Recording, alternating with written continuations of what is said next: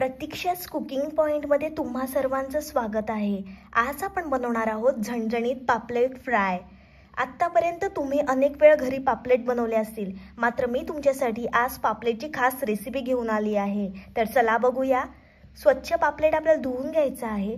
मग त्याच्यामध्ये आपल्याला अद्रक, लसूण, मिरची, कोथिंबीर याची पेस्ट टाकायची आहे, हळद टाकायची आहे आणि 2 चमचे घरगुती लाल मसाला टाकायचा आहे। चवीप्रमाणे मीठ टाकायचं आहे आणि लिंबाचा रस टाकायचा आहे। आता आपल्याला हे सर्व छान मिक्स करून घ्यायचं आहे।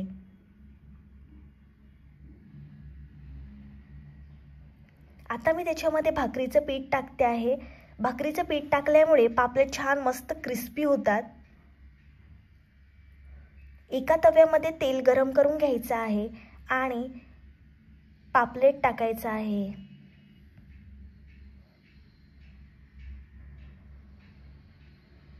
एक बाजू शिजून घ्यायची आहे आणि आता आपल्याला पापलेट पलटून घ्यायचं आहे।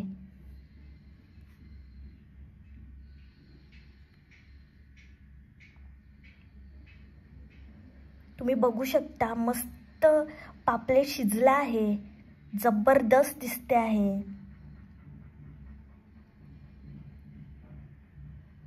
गरमागरम पापलेट फ्राय खाण्यासाठी तयार आहे। हे पापलेट चवीला अतिशय सुंदर लागतात। ही रेसिपी तुम्ही नक्की ट्राय करा। माझी रेसिपी आवडली असेल तर व्हिडिओला लाईक, कमेंट, शेअर आणि चॅनलला सबस्क्राइब करायला विसरू नका।